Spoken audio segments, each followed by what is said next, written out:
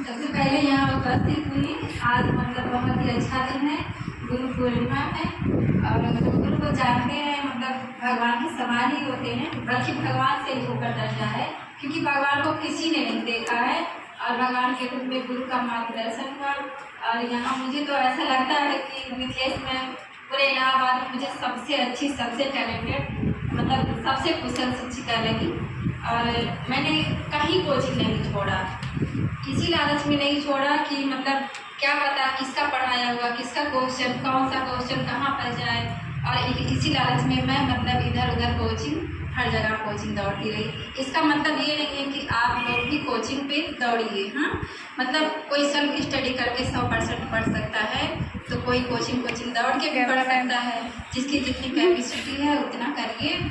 और मैं self study नहीं कर सकती थी।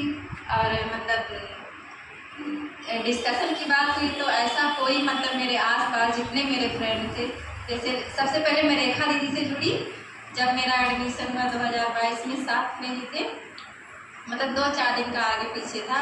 बाकी सालू थी, मतलब रेखा दीदी, सालू, सुनीता यादव, ये सब लोग डिस्कशन ही करते थे, चाहे 2 महीने, चाहे 1 महीने, 4 महीने। और ये पूजा हुआ, जबकि नई लड़की है।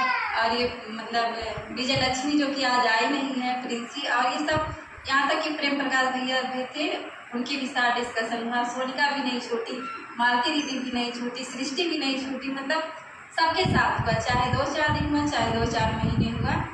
और मैं डिस्कशन से ही ज़्यादा पढ़ी हूँ, चाहे फ़ोन पे, चाहे किसी के रूम पे जाकर, चाहे मेरे रूम पे से हर कोई आता था, क्योंकि मैं अकेले ही रहती थी, पूरा टाइम मिलता था।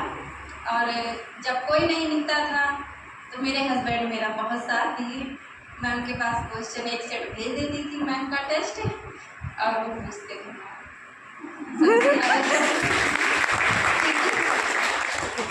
मैं खाना बनाती थी, बर्तन धुल लेती थी, वो पूछते रहते थे, मैं बताती रहती थी। क्योंकि मैम का क्वेश्चन मतलब एक बार अगर टेस्ट दे दूँ, मैंने एक बार दोहरा दें तो मतलब चीज़ें याद हो जाती है। बस 10-5 क्वेश्चन ऐसा रहता है जो फिर से देखने की ज़रूरत पड़ती है, बाकी सब आता है।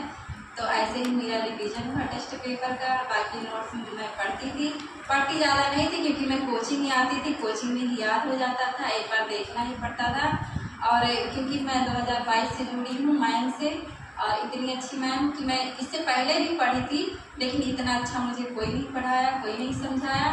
और यहाँ मुझे सब चीज़ें समझ में आई, एकदम शुरू से आखिर तक। इसीलिए मैं बहुत बार रिवीजन हो गया, कोचिंग ही जाकर, अपने से करना नहीं पड़ा, अपने से बस डिस्कशन करना पड़ा। और मेरा कई बार रिवीजन हो गया तो मुझे